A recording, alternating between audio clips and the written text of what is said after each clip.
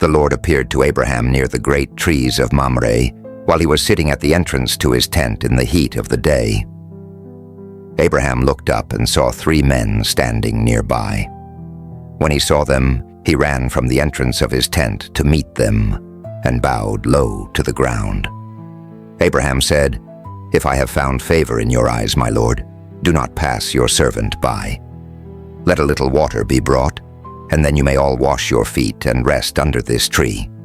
Let me get you something to eat, so you can be refreshed and then go on your way, now that you have come to your servant." "Very well," they answered. "Do as you say." So Abraham hurried into the tent to Sarah. "Quick," he said, "get 3 seahs of the finest flour and knead it and bake some bread."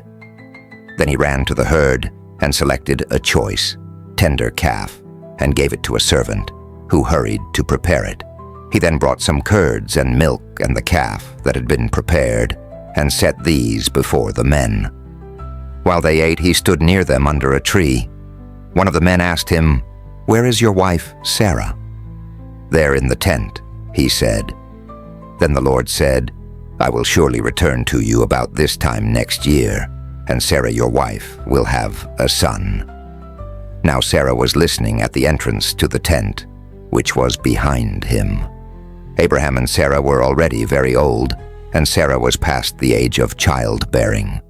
So Sarah laughed to herself as she thought, "After I am worn out and my Lord is old, will I now have this pleasure?" Then the Lord said to Abraham, "Why did Sarah laugh and say, 'Will I really have a child now that I am old?' Is anything too hard for the Lord? I will return to you at the appointed time next year, and Sarah will have a son." Sarah was afraid, so she lied and said, "I did not laugh." But he said, "Yes, you did laugh." This passage highlights the kindness of Abraham as he offers hospitality to the 3 visitors, unknowingly entertaining angels. In return, God promises him and Sarah a son, Isaac, even though they are both very old. Now Naomi had a relative on her husband's side, from the clan of Elimelech, a man of standing whose name was Boaz. And Ruth the Moabite said to Naomi, "Let me go to the fields and pick up the leftover grain behind anyone in whose eyes I find favor." Naomi said to her, "Go ahead, my daughter." So she went out, entered a field, and began to glean behind the harvesters. As it turned out, she was working in a field belonging to Boaz, who was from the clan of Elimelech. Just then, Boaz arrived from Bethlehem and greeted the harvesters. "The Lord be with you." "The Lord bless you," they answered. Boaz asked the overseer of his harvesters, "Who does that young woman belong to?" The overseer replied, "She is the Moabite who came back from Moab with Naomi." She said, "Please let me glean and gather among the sheaves behind the harvesters." She came into the field and has remained here from morning till now, except for a short rest in the shelter. Boaz went over to Ruth and said, "Listen, my daughter, don't go and glean in another field, and don't go away from here.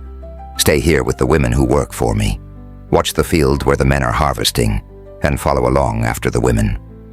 I have told the men not to lay a hand on you, and whenever you are thirsty, go and get a drink from the water jars the men have filled." At this, she bowed down with her face to the ground. She asked him, "Why have I found such favor in your eyes that you notice me, a foreigner?" Boaz replied, "I've been told all about what you have done for your mother-in-law since the death of your husband, how you left your father and mother and your homeland, and came to live with a people you did not know before. May the Lord repay you for what you have done. May you be richly rewarded by the Lord, the God of Israel, under whose wings you have come to take refuge." "May I continue to find favor in your eyes, my lord?" she said. "You have put me at ease by speaking kindly to your servant, though I do not have the standing of one of your servants." At mealtime, Boaz said to her, "Come over here, have some bread and dip it in the wine vinegar." When she sat down with the harvesters, he offered her some roasted grain. She ate all she wanted and had some left over. As she got up to glean, Boaz gave orders to his men, Let her gather among the sheaves and don't reprimand her. Even pull out some stalks for her from the bundles and leave them for her to pick up, and don't rebuke her." So Ruth gleaned in the field until evening. Then she threshed the barley she had gathered, and it amounted to about an ephah. She carried it back to town, and her mother-in-law saw how much she had gathered. Ruth also brought out and gave her what she had left over after she had eaten enough. Her mother-in-law asked her, "Where did you glean today? Where did you work? Blessed be the man who took notice of you." Then Ruth told her mother-in-law about the one at whose place she had been working. "The name of the man I worked with today is Boaz," she said. "The Lord bless him," Naomi said to her daughter-in-law. "He has not stopped showing his kindness to the living and the dead." She added, "That man is our close relative. He is one of our guardian redeemers." Then Ruth the Moabite said, "He even said to me, 'Stay with my workers until they finish harvesting all my grain.'" Naomi said to Ruth, "It will be good for you, my daughter, to go with the women who work for him, because in someone else's field you might be harmed." So Ruth stayed close to the women of Boaz to glean until the barley and wheat harvests were finished, and she lived with her mother-in-law. Ruth, a widow from Moab, demonstrates incredible loyalty to her mother-in-law, Naomi. Despite the challenges of losing her husband and living in a foreign land, Ruth's steadfast love for Naomi leads her to continue providing care and support. In Bethlehem, Ruth's hard work in the fields catches the attention of Boaz, a relative of Naomi's late husband. Boaz, moved by Ruth's kindness and dedication, shows her kindness in return, providing for her and ensuring her safety. This kindness sets the stage for Ruth's redemption and eventual marriage to Boaz, leading her to become the great-grandmother of King David and an ancestor of Jesus Christ. Sometime after this, Jesus crossed to the far shore of the Sea of Galilee, that is, the Sea of Tiberias, and a great crowd of people followed him because they saw the signs he had performed by healing the sick. Then Jesus went up on a mountainside and sat down with his disciples. The Jewish Passover festival was near. When Jesus looked up and saw a great crowd coming toward him, he said to Philip, "Where shall we buy bread for these people to eat?" He asked this only to test him, for he already had in mind what he was going to do. Philip answered him, "It would take more than half a year's wages to buy enough bread for each one to have a bite." Another of his disciples, Andrew, Simon Peter's brother, spoke up, "Here is a boy with 5 small barley loaves and 2 small fish, but how far will they go among so many?" Jesus said, "Have the people sit down." There was plenty of grass in that place, and they sat down. About 5,000 men were there. Jesus then took the loaves, gave thanks, and distributed to those who were seated as much as they wanted. He did the same with the fish.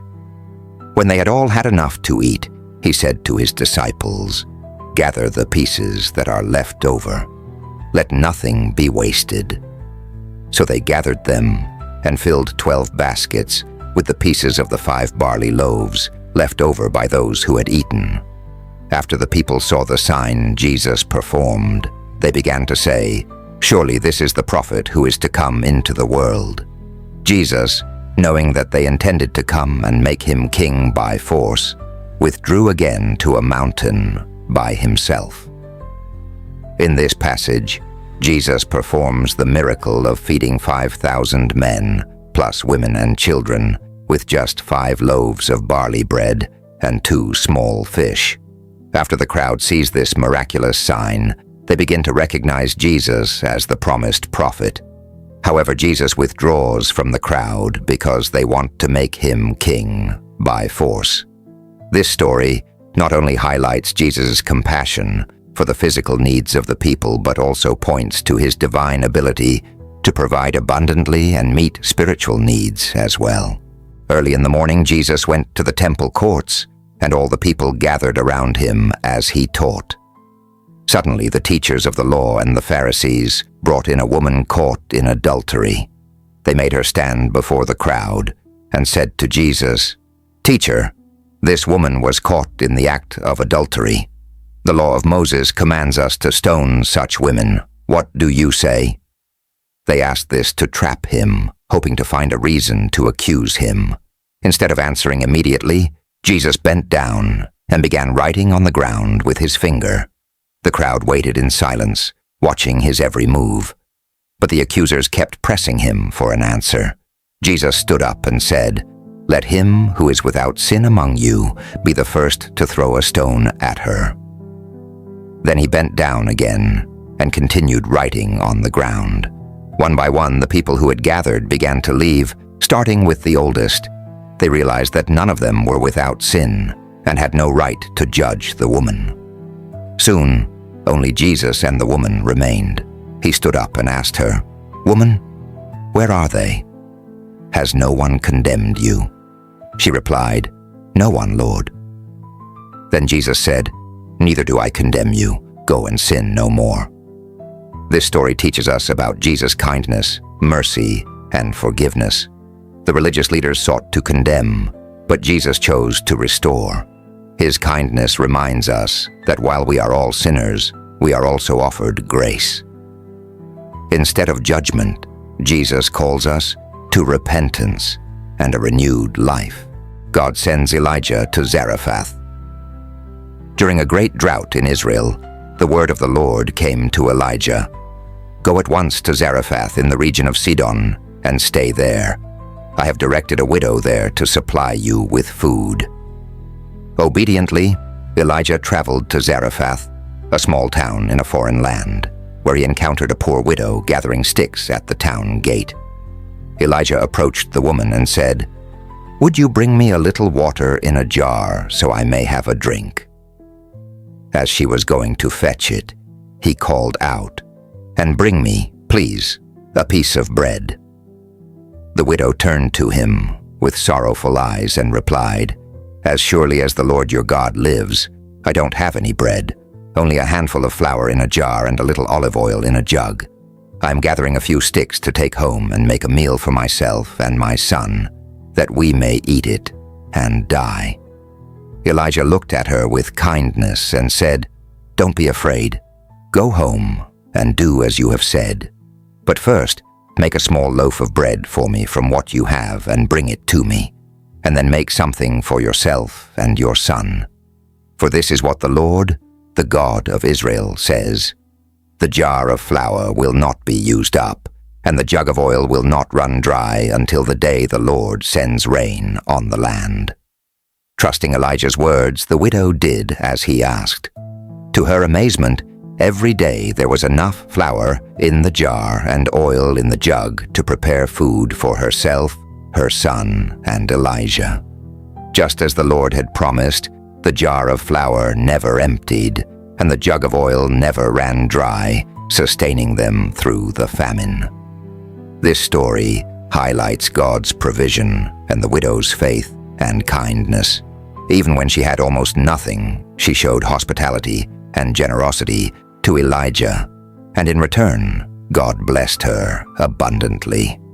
It teaches us to trust in God's promises and show kindness even in times of struggle. Naomi's grief and decision. After the death of her husband and 2 sons, Naomi, a woman from Bethlehem living in Moab, decided to return to her homeland. She urged her daughters-in-law, Orpah and Ruth, to stay in Moab and find new lives for themselves. "Go back to your mothers' homes. May the Lord show you kindness as you have shown kindness to your husbands and to me." Orpah tearfully kissed Naomi goodbye and returned to Moab. However, Ruth refused to leave Naomi's side. Naomi tried again, saying, "Look, your sister-in-law is going back to her people and her gods. Go back with her."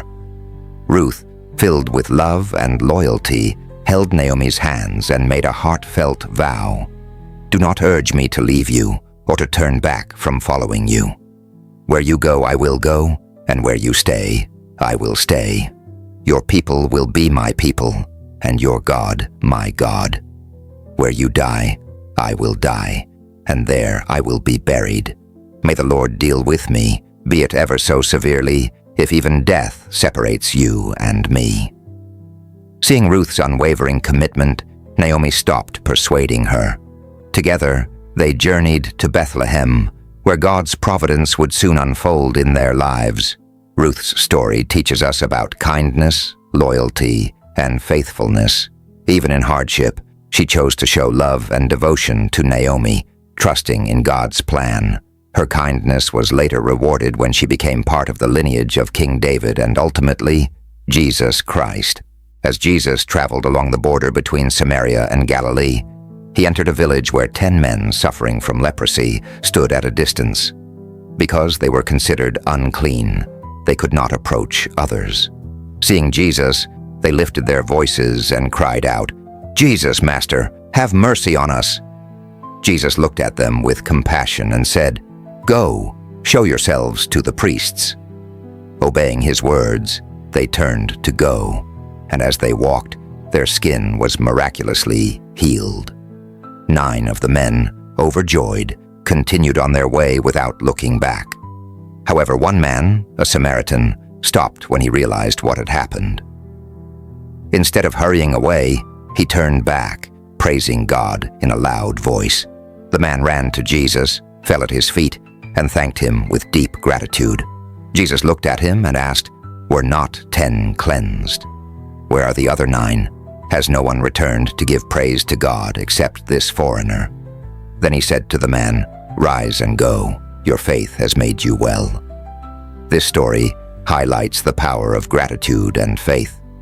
Though all 10 were healed, only one returned to give thanks, showing that a thankful heart is precious to God. Jesus not only restored his body but also blessed him spiritually, showing that true healing comes from both faith and gratitude.